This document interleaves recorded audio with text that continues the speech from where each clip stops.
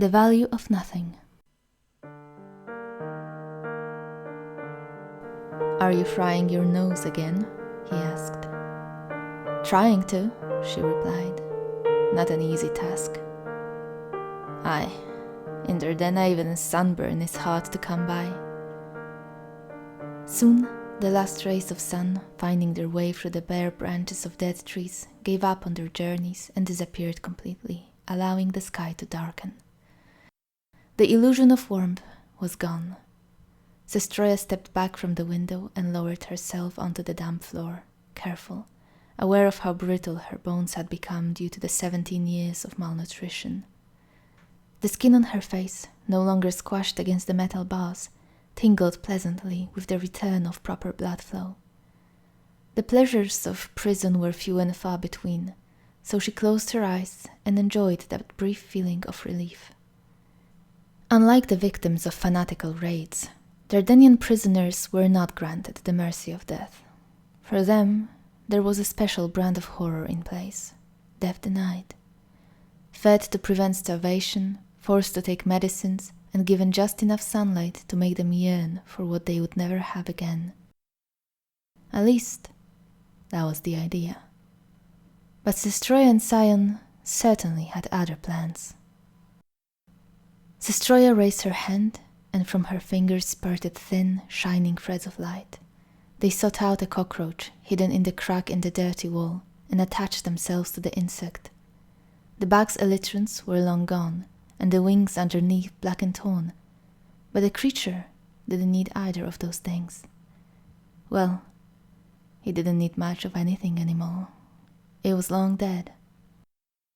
With a tug of energy, now so masterfully controlled, Sestroia made the animal trot over the wall that separated her and Sion's cells, making glitter circles as if it was dancing in a ballroom. The unpleasant smell of the substance that started flowing from the roach's mouth mixed with the general odor of the prison, creating an all-too-familiar, nauseating concoction. The modified saliva glistened on the wall for a moment before soaking in. As the night fell, the pale glow of energy that formed the threads became the only source of light in the tiny cell. Sestroia brushed her finger across the wall's stone surface. To the touch this delicate, it felt normal, solid, but she knew that it was a lie, a facade, like a smile that masked a crumbling soul. Soon, 2 months, free if they wanted to be safe. After nearly 2 decades, she knew every blemish and crevice in these 4 walls surrounding her.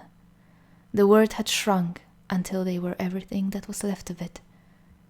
Within them was a round-down bed mat, which on the coldest nights had to serve as a second blanket, and 2 basins, one for clean water, the other for waste. Even in Sestroia's dreams, she rarely saw anything but this cell anymore. On the day the door closed behind her for the first time, she knew she would miss her old lives, but she had never thought that it would come to a point where she would miss her old dreams. Even the nightmares. They used to take her to wonderfully varied hellscapes. A little while later, the stones were coated with a new layer of the corrosive substance, and Sestroia lay down to rest for a moment. When she slid her arm through the food tray hole at the bottom of her cell door, Sion's hand was already waiting for her. The tip of her middle finger brushed across his.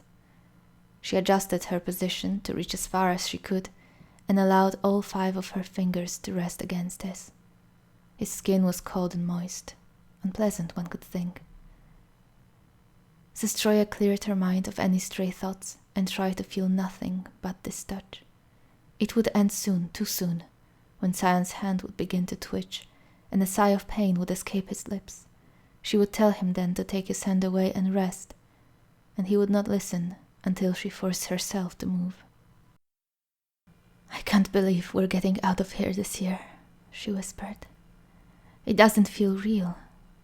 This feels real. This feels eternal. And yet, soon none of this will be real," he said. We're nearing the end, sis. Do you remember the beginning? Oh, she did. She made sure to revisit the memories of their previous lives every day. She had to. For if she forgot the past, the prison walls would not be what kept them from bringing back the original reality. The only one that was supposed to matter.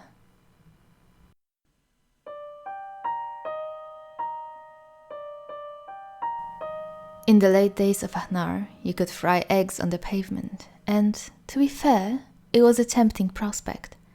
No need to get up to cook or to eat. Some people insisted that sun filled them with energy, but to Sestroya, all it did was make her body gravitate towards the ground where it could deflate and just sizzle in bliss. Alas, the past hours, countless hours, probably in the estimated range of 5 to 6, had been filled with dark walls, rocks, and bugs. Sestroya sighed, and instead of raising her face to the sun, she raised the fat beetle to her face. She squinted to see if it had already started to drool. The dirty glasses didn't make this endeavor any easier, but a king's ransom to whoever would kick them clean in a room full of suspect sticky rock dust. The beetle knocked its leg on said glasses, and Sestroya grunted, determining with a fair dose of certainty that it was, indeed, not yet drooling today. She leaned back on the chair, which squeaked in protest. "Yeah, you and me both, buddy," she muttered to the tortured furniture. Despite the beetle being stubbornly dry today, the research was actually going fairly well. The corrosive drool began to appear in more than half of the offspring, and was becoming more abundant in each generation of the short-lived insects. The miners were already rubbing their hands together at the thought of the softened rocks, and Sestroya was rubbing hers at the thought of a soft pile of money she would sleep on soon enough. Well, all right. The pile of money Professor Hamiz would sleep on soon enough while she kept plucking bills from the sides. That was fine. It was better to be a plucker than a non-plucker, she figured. She got up, turned off the lamp, and fished out a towel stored safely in a dustproof drawer. The mere thought of a refreshing dip in the river scared away the lurking migraine. Still, taught by experience, she first diligently waved the cottage door back and forth to let out the dust and invite some fresh air inside her abode. There was always some goddamned reason the pleasures of life had to wait.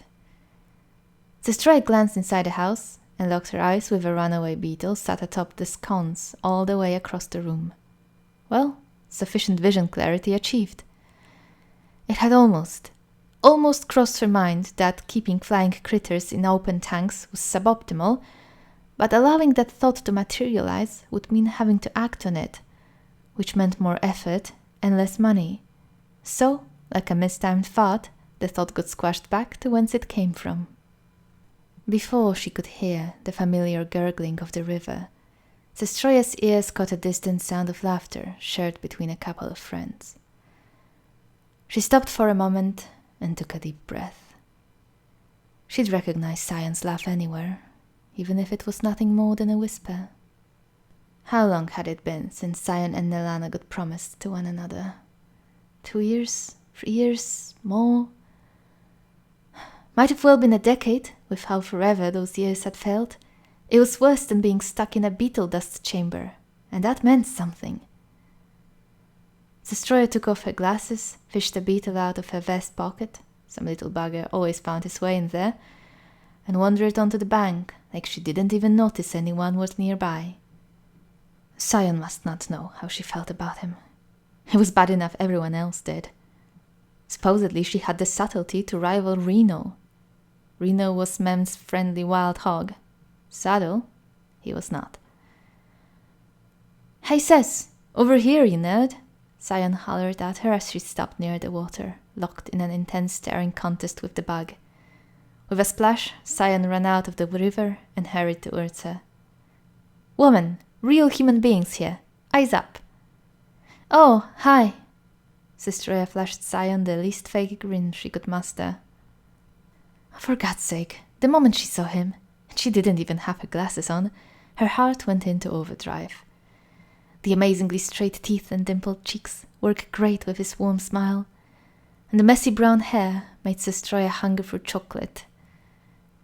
And the sparkling hazel eyes, well, more chocolate cravings, really. He was just sweet all over. Nelana scrambled out of the river as well and joined them with a cheerful greeting. She too was very easy on the ice, what with her doll-like face, bright wavy hair, and puffy rosy cheeks.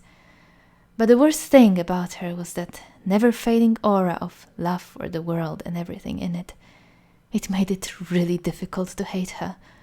It was hard to even actively dislike her. And man, had Sestroya tried. Nelana did steal Sion from her after all. Well, let's say. Okay, fine. It wasn't quite an act of thievery per se.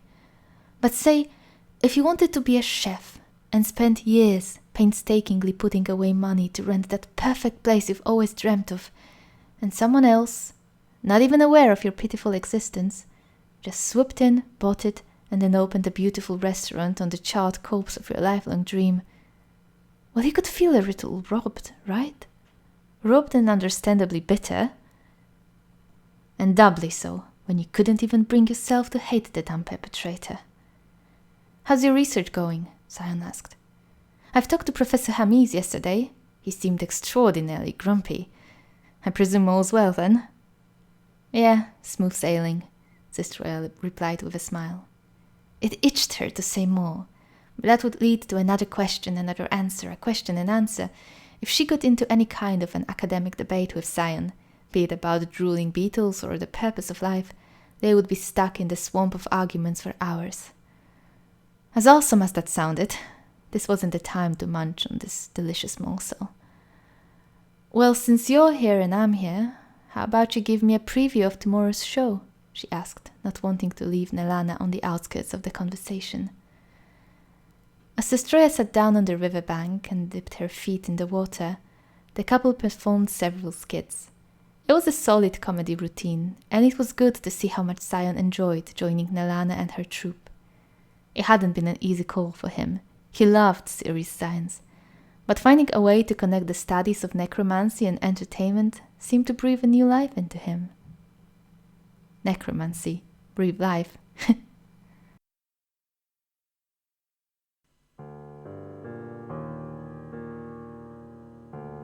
They never took them both out of their cells at the same time, and today they came for Sion.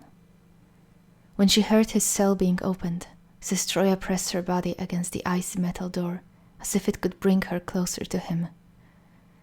It's normal.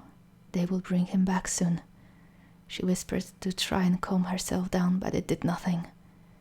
It was true, though. The guards took them out for washing and checkups. Nothing out of the ordinary. They'd done it countless times before. And yet every single fucking time it happened, she would freeze, petrified, unable to focus. The string of her energy that kept animating the cockroach fizzled away, and the dead bug slid inertly down the wall. If there was one lesson that she had learned, it was to never take anything for granted, especially if the guarantee came from Dardenne.